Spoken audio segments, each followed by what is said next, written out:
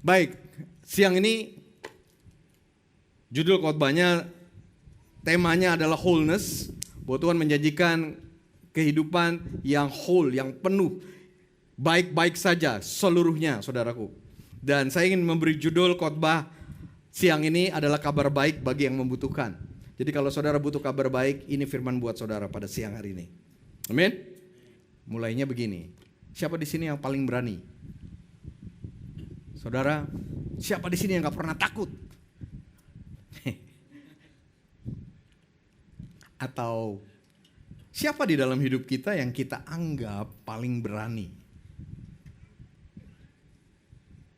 Yang pasti salah seorang yang paling berani di Alkitab yang saya baca adalah Elia, Nabi Elia, saudaraku. Nabi Elia ini berani banget, saudara. Ya, di dalam 1 Raja-Raja 17 dikatakan begini, Elia orang Tisbe dari Tisbe Gilead berkata kepada Raja Ahab. Raja Ahab ini fasik, begitu ya. Raja Ahab namanya raja, dia punya kuasa begitu ya. Jadi kalau dia nggak suka sama seorang, dia bisa ciduk aja, tangkap aja, masukin aja ke penjara. Atau dia yang bisa tentukan apa aja, ditangkap aja, dibunuh aja gitu ya, karena dia raja. Tetapi kita lihat lagi, Elia orang Tisbe dari Tisbe Gilead berkata kepada Ahab, demi Tuhan yang hidup Allah Israel yang kulayani, tidak akan ada embun atau hujan pada tahun-tahun ini kecuali kalau aku mengatakannya. Wah, menghadap Raja Ahab aja itu udah beraninya luar biasa. Terus statement yang dia katakan, wah, berani gak ngomong begini? Dia berani sekali mengatakan tidak akan ada embun atau hujan pada tahun ini kecuali kalau aku mengatakannya. Kemudian pasal 18 ayat 1. Lama sesudah itu, jadi betul nih, gak ada hujan, kering gitu kan. Lama sesudah itu datanglah firman Tuhan kepada Elia dalam tahun yang ketiga, kira-kira 3 tahun kemudian. Pergilah perlihatkan dirimu kepada Ahab, sebab kata Tuhan kepada Elia, sebab aku hendak memberi hujan ke atas muka bumi. Lalu Elia pergi memperlihatkan diri kepada Ahab. Oh, datang lagi dia, berani dia, saudara. Ketika ayat 17, Ahab melihat Elia, ia berkata kepadanya, nah engkaukah ini orang yang mencelakakan Israel? Gara-gara engkau ini jadi tidak hujan, jadi kering tanah Israel. Tapi Elia menjawab begini, bukan aku yang mencelakakan Israel, melainkan engkau, keluargamu. Kamu telah meninggalkan perintah-perintah Tuhan dan engkau ini telah mengikuti para Baal. Itu kata Elia.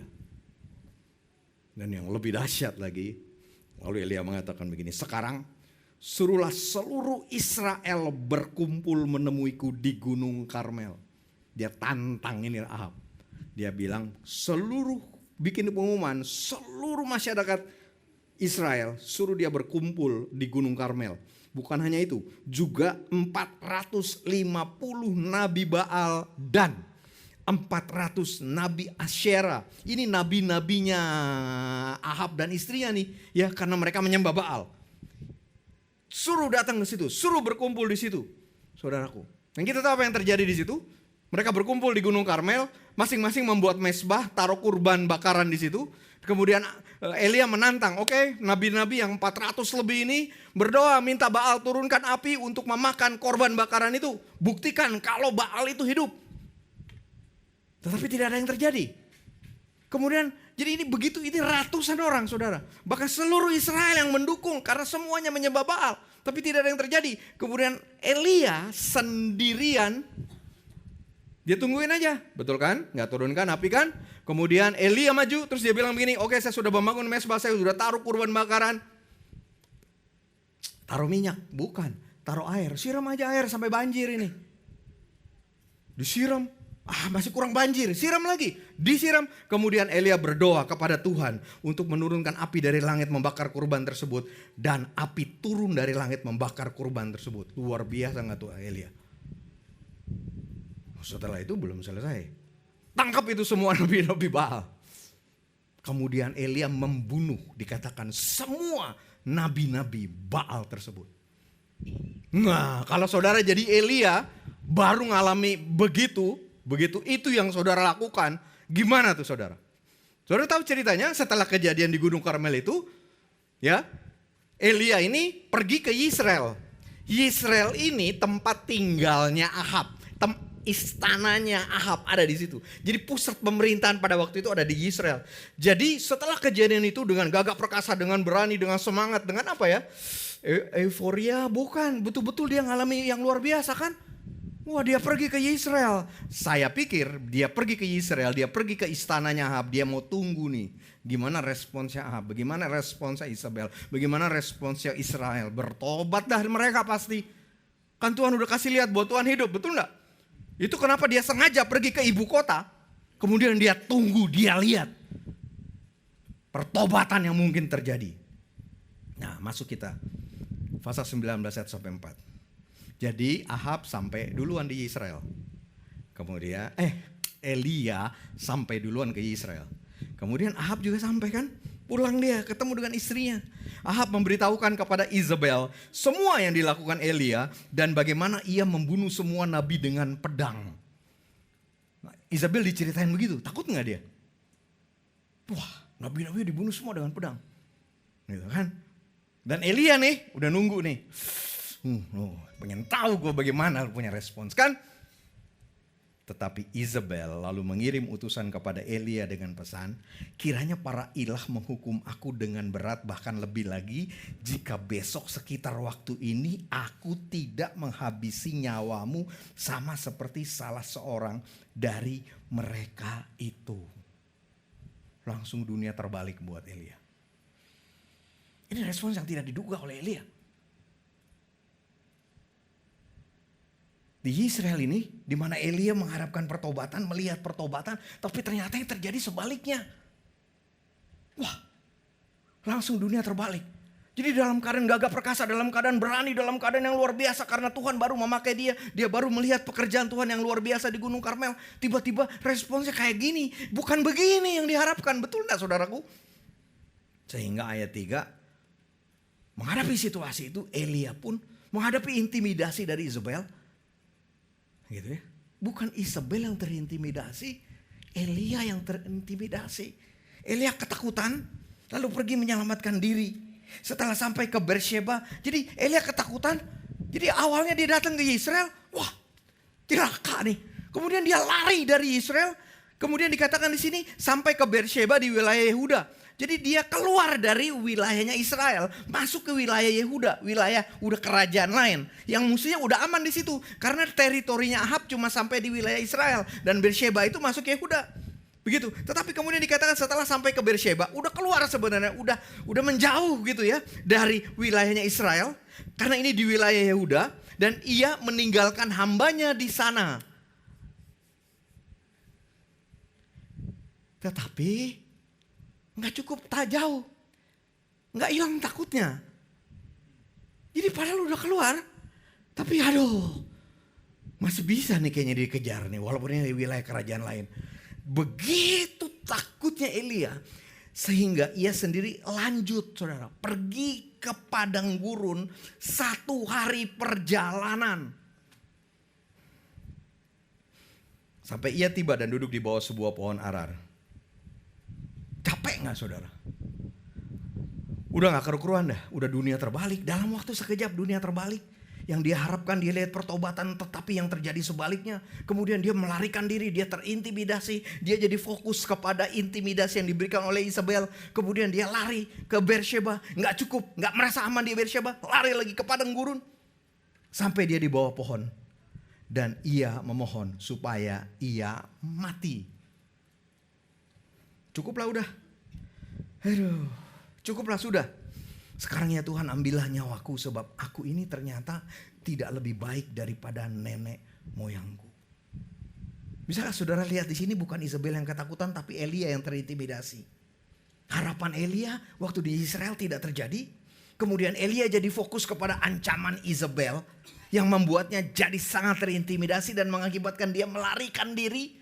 Kemudian dia tinggal hambanya, jadi dia lari sendiri, biasa ya, melarikan diri ketakutan, kemudian mengisolasi diri, dan akhirnya ingin mati. Putus asa, mengasihani diri, kehilangan pengharapan, dan udah gak punya lagi tujuan hidup. Dalam bahasa kita sekarang, waktu itu belum ada istilah ini. Elia mengalami depresi. Depresi, cirinya melarikan diri, mengisolasi diri, ingin mati, udah gak kepengen hidup lagi, udah gak punya harapan lagi, udah gak punya tujuan hidup lagi.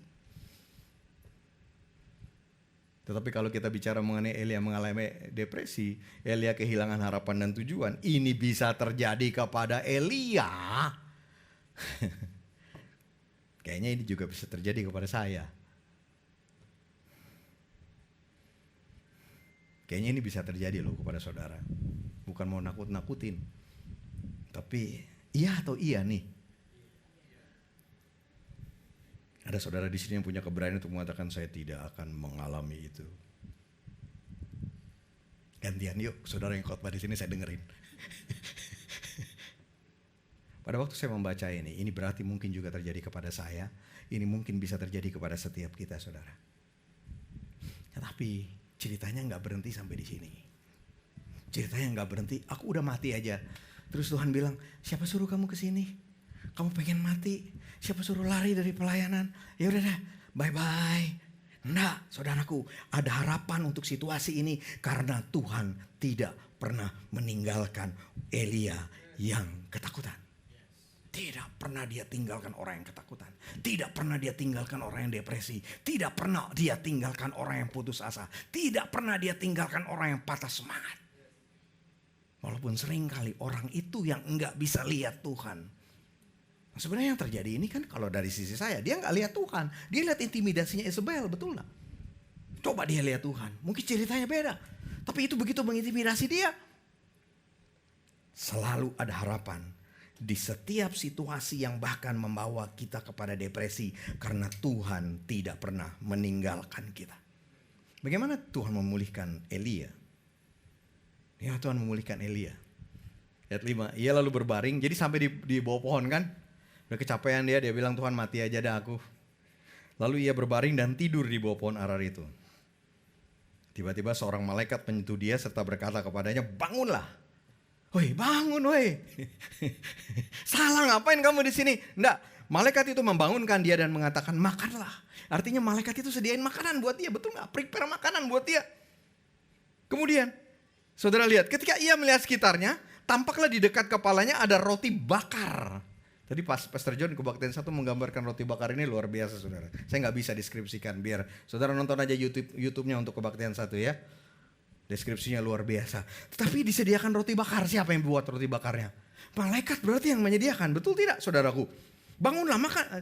Ketika ia melihat sekitarnya, tampaklah di dekat kepalanya ada roti bakar. Kemudian ada kendi berisi air. Coba saudara. Kendi berisi air.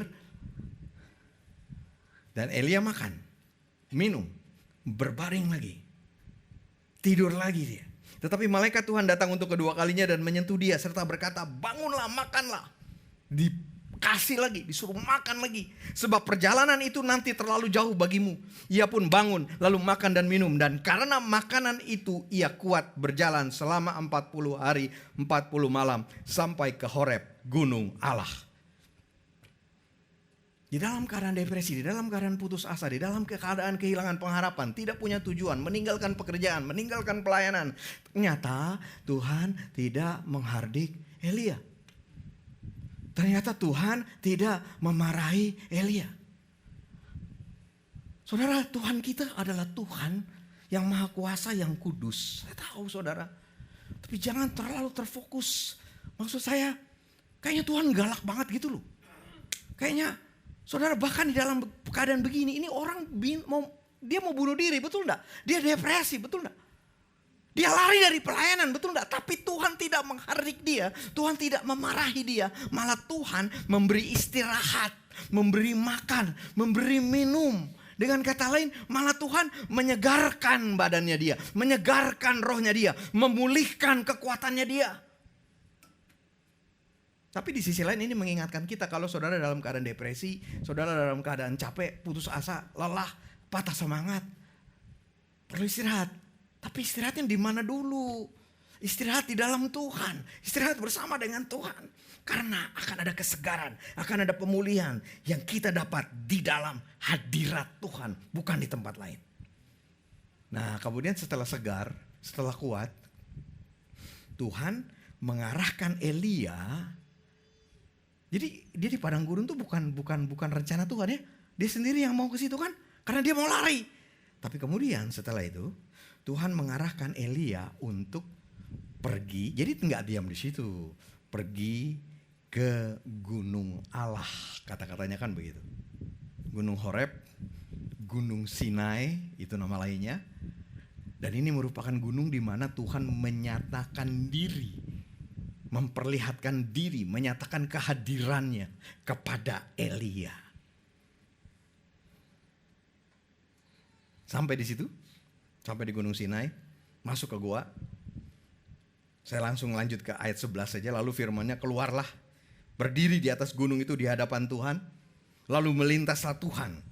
Nah, saudara perhatikan ya, angin besar dan kuat membelah gunung-gunung dan memecah-mecah dan memecahkan bukit-bukit batu mendahului Tuhan. Tetapi Tuhan tidak ada dalam angin itu.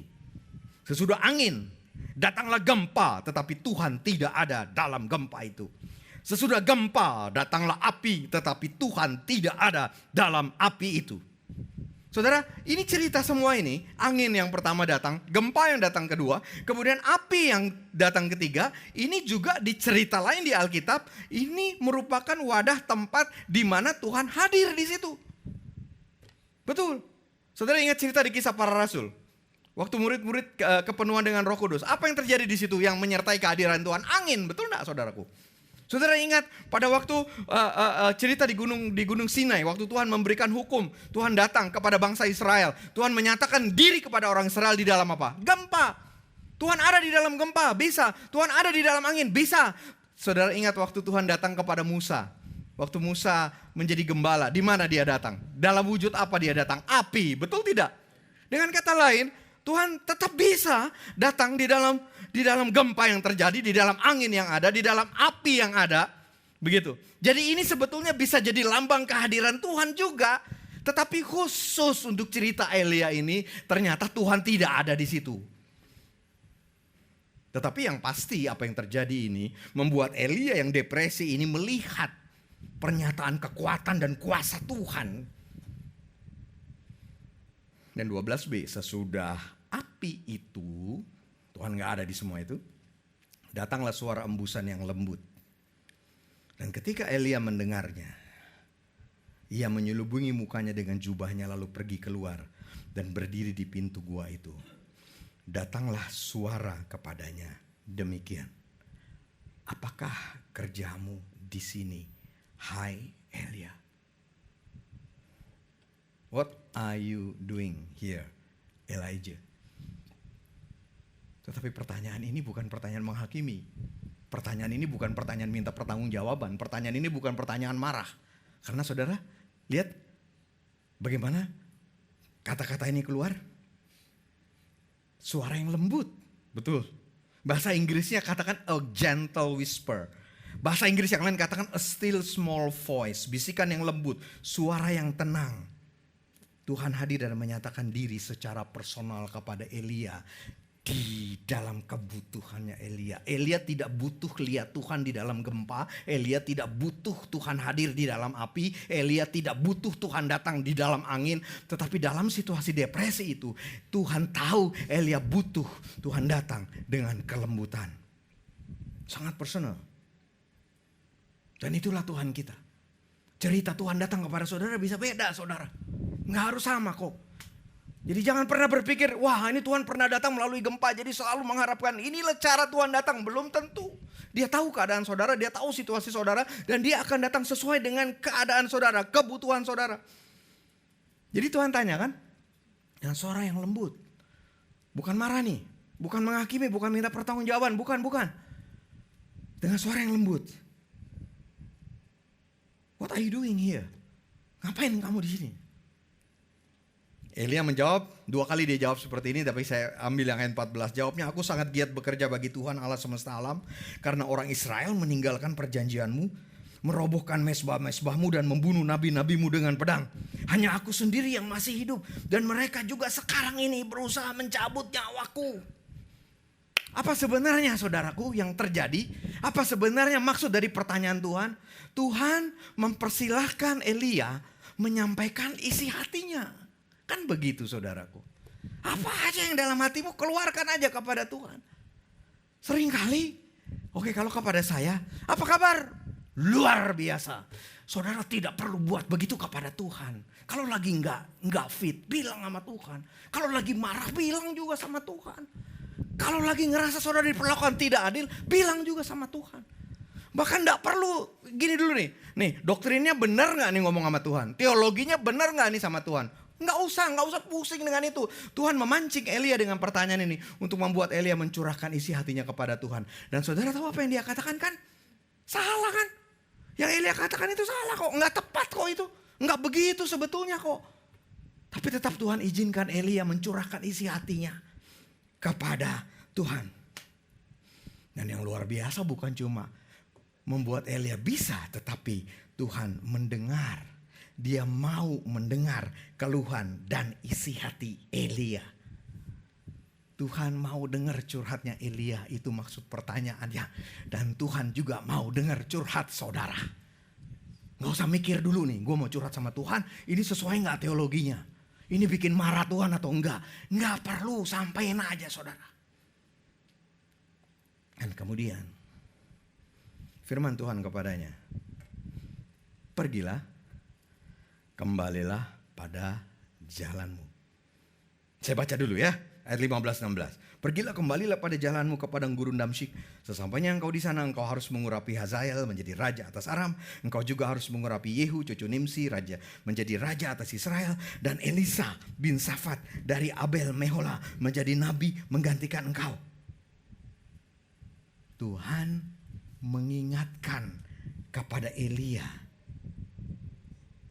tujuan yang masih ada ternyata. Masih banyak. Di dalam keadaan depresi semua gelap. Ya, udah gak punya harapan, udah gak punya tujuan. Tapi Tuhan katakan, dan sekali lagi saudara, ini bukan kata perintah yang marah-marah ya, enggak ya. Karena tadi dikatakan suaranya apa? Lembut. Pergilah kembali pada jalanmu. Masih banyak yang akan kau lakukan. Belum selesai hidupmu. Kembali kepada pelayananmu. Enggak di-rebuke ninggalin pelayanan saudara.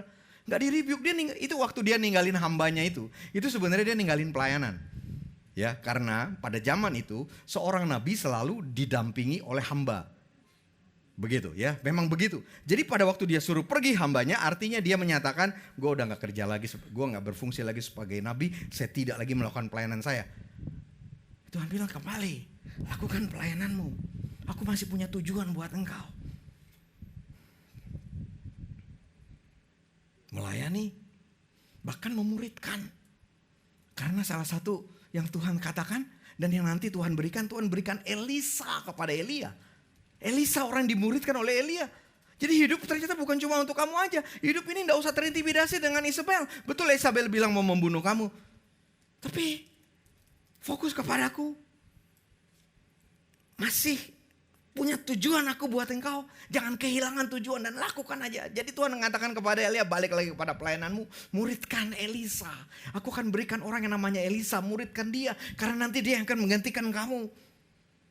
Dan juga dia mengatakan, Tuhan mengatakan di ayat 18. Ini yang membuktikan bahwa kata-kata Elia tadi bilang sendirian. Salah kan? Salah kok curhatnya dia. Nih Tuhan katakan ini, tetapi aku akan meninggalkan 7.000 orang di Israel. Dan saya percaya 7.000 orang di Israel yang tidak berlutut menyembah Baal. Yang mulutnya tidak mencium dia. Ini juga bagian dari pelayanan Elia kok sebetulnya. Bisa jadi ini hasil dari pelayanan Elia di Gunung Karmel itu. Dia merasa, makanya curhatnya salah kan. Tetapi Tuhan memberikan encouragement kepada Elia. Bahwa pelayanan kamu tidak sia-sia kok. Nggak sepenuhnya sia-sia. Ada 7.000 orang. Yang seperti kamu tetap berdiri untuk aku. Dan kamu tidak sendirian. Tuhan menguatkan dan mengcomfort Elia. Jadi bagaimana Tuhan menyembuhkan Elia? Ayo. Yang pertama, Tuhan hadir dan menyatakan dirinya dengan cara yang dibutuhkan oleh Elia. Yang kedua, Tuhan mendengarkan keluhan Elia. Yang ketiga, Tuhan memberikan tujuan kepada Elia. Dan yang keempat, Tuhan menguatkan Elia. Itu yang Tuhan lakukan. Saya mau mengatakan kepada saudara, kekristenan adalah good news. Injil adalah kabar baik. Ada kabar baik bagi orang yang depresi. Ada kabar baik bagi orang yang sudah menyerah. Mungkin saudara mau menyerah, ada kabar baik buat saudara. Tapi mungkin saudara sudah menyerah, juga ada kabar baik buat saudara. Ada kabar baik untuk orang yang sudah menyerah. Ada kabar baik untuk orang yang patah semangat. Ada kabar baik untuk orang yang putus asa. Karena Tuhan selalu hadir di dalam setiap situasi hidup kita. Karena Tuhan akan memulihkan dan menyegarkan jiwa kita. Karena Tuhan selalu memberikan pengharapan dan tujuan kepada kita. Bisakah saudara lihat ini? Bisakah saudara terima ini? Dan ini yang Tuhan berikan kepada saudara. Dia selalu hadir. Dia memulihkan, dia menyegarkan. Dia memberi tujuan kepada kita. Bagaimana dengan saudara? Saudara baik-baik aja? Saudara sedikit depresi? Atau saudara lagi depresi berat? Biarlah kebenaran ini masuk kepada saudara. Ini yang Tuhan mau lakukan di dalam hidup saudara.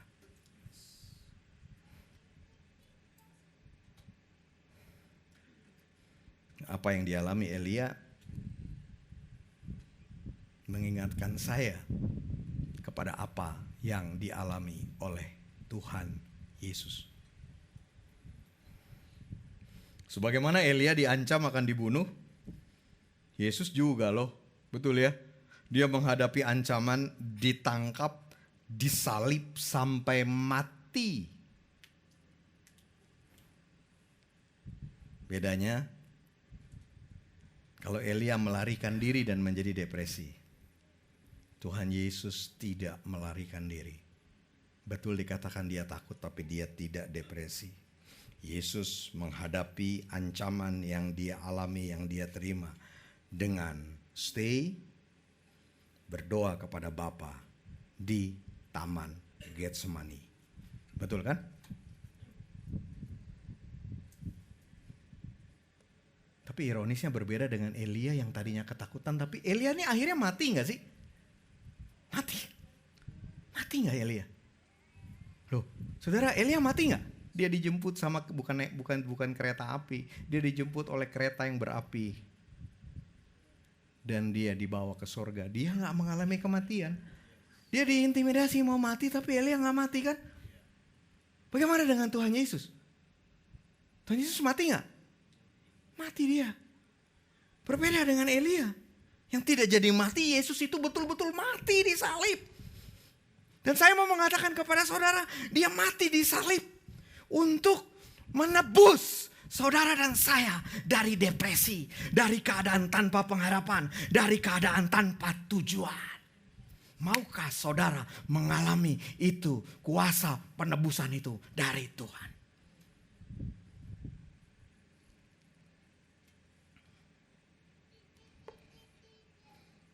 Apakah saudara sedang takut? Saya tidak tahu takut ada ancaman atau takut mengenai masa depan. Takut gak ada harapan, gak punya tujuan seperti Elia. Yesus mengalami apa yang Elia alami. Bahkan lebih jauh lagi, dia betul-betul mati. Karena dia mau menebus saudara dari ketakutan saudara. Dia mau menebus saudara dari keadaan tanpa pengharapan saudara. Dan saya berdoa izinkan firman Tuhan hari ini berbicara kepada kita bahwa karena Yesus mati di kayu salib, karena dia menebus kita, saudara bisa hidup bebas dari ketakutan, dari depresi, keluar dari depresi saudara. Di malam sebelum Yesus ditangkap, perpisahannya bagaimana saudara? Jadi kan ceritanya sebelum ke Getsemani, nanti Yesus ditangkap di Taman Getsemani kan? Dia berdoa di situ, tapi kemudian ditangkap betul-betul. Ya kan, dia berdoa di situ di Taman Getsemani kan, minta kekuatan dari Tuhan. Tapi setelah itu betul-betul dia ditangkap, kemudian dia diadili, kemudian dia disalibkan, kemudian dia mati di kayu salib. Sebelum perentetan itu yang terjadi dalam satu hari, di malam hari sebelum dia pergi ke Taman Getsemani untuk ditangkap, dia makan malam perpisahan dengan murid-muridnya, ya kan? Itulah waktu penetapan perjamuan kudus Tuhan buat murid-muridnya. Untuk diingat, untuk dilakukan sepanjang masa. Saya baca ya, ayatnya udah sering sekali kita baca. Matius 26. Ketika mereka sedang makan, Yesus mengambil roti, mengucap syukur, memecah-mecahkannya. Ini bukan lagi pesta suasananya, saudara. Oke? Ini bukan, saya ini, mari kita lihat suasana ini bukan lagi pesta, bukan lagi senang-senang, bukan lagi fellowship gitu, bukan. Ini suasana, ini makan malam, yang habis makan ini Yesus tahu dia bakal ditangkap, dia akan disalib, dia diadilin, dia disalib. Ini makan terakhir dia. Tapi ketika mereka sedang makan, Yesus mengambil roti, mengucap syukur, memecah-mecahkannya, lalu memberikannya kepada murid-muridnya dan berkata, ambillah, makanlah, inilah tubuhku. Yang mungkin pada waktu dia lakukan ini, orang anak murid-muridnya juga belum tahu apa gunanya, apa maknanya. Nanti kemudian mereka baru tahu, betul-betul ternyata Yesus ditangkap, betul-betul Yesus dicambuk, betul-betul Yesus disalib. Tapi Yesus sudah mengatakan terlebih dahulu, ambillah, makanlah, inilah tubuhku. Kemudian ia mengambil cawan, mengucap syukur, lalu memberikannya kepada mereka dan berkata, minumlah kamu semua dari cawan ini, sebab inilah darahku, darah perjanjian yang ditumpahkan bagi banyak orang untuk pengampunan dosa-dosa. Di dalam kitab Lukas ada kata-kata Yesus, perbuatlah ini menjadi peringatan akan aku, bahwa aku sudah menebusmu dari keadaan putus asamu, dari keadaan tanpa pengharapanmu, dari kehidupan tanpa tujuan, dari depresimu. Aku sudah menebusmu dari kehidupan tanpa pengharapan kepada kehidupan yang penuh dengan pengharapan. Aku sudah menebusmu dari kehidupan tanpa tujuan kepada kehidupan yang penuh dengan tujuan. Amin. Jadi apa yang mau kita lakukan? Sesederhana, mari datang kepada Yesus. Saya tidak tahu berapa banyak kita yang mengalami depresi. Depresi ringan, depresi sedang, depresi berat. Saya tidak tahu berapa banyak dari kita yang patah semangat, putus asa, yang mau menyerah atau mungkin sudah nyerah. Mari datang kepada Yesus. Dia sudah tebus kita dari semua itu. Saudaraku, izinkan Yesus hadir di situasi saudara pada saat ini. Izinkan Yesus memulihkan dan menyegarkan jiwa kita. Izinkan Yesus memberikan tujuan ilahinya kepada kita. Mari kita datang kepada Tuhan. Amin. Aku berdoa biarlah firman ini betul-betul membebaskan kami. Memberikan pengharapan, kepastian. Membebaskan kami dari setiap depresi, dari keadaan patah semangat. Karena Yesus, Engkau juga mengalami itu. Sebagaimana Engkau memulihkan, menyembuhkan Elia. Engkau bukan cuma akan memulihkan kami, tapi Engkau betul-betul mati di kayu salib. Menebus kami dari semua itu. Ketakutan tidak perlu menjadi bagian dari hidup saudara. Gospel, kabar baik, Injil Tuhan, itulah bagian dari hidup kita. Mari kita datang kepada Yesus. Nyatakan hatimu kepada Tuhan. Nyatakan apa isi hatimu pada saat ini kepada Tuhan. Dan dengar bisikan Tuhan, comfort Tuhan kepada saudara. Dan biar aku menyingkirkan ketakutanmu dan mengganti dengan pengharapan yang daripadaku, dengan tujuan yang daripadaku. Tuhan, Kau layani kami Tuhan, Kau berbicara kepada kami Tuhan, Kau menyegarkan kami Tuhan, Engkau menguatkan kami Tuhan, Engkau memulihkan kami Tuhan, Engkau menyegarkan kami. Bahkan bagi kami yang capek, letih, lesu, menyerah, Tuhan yang memulihkan dan menyegarkan kami kembali.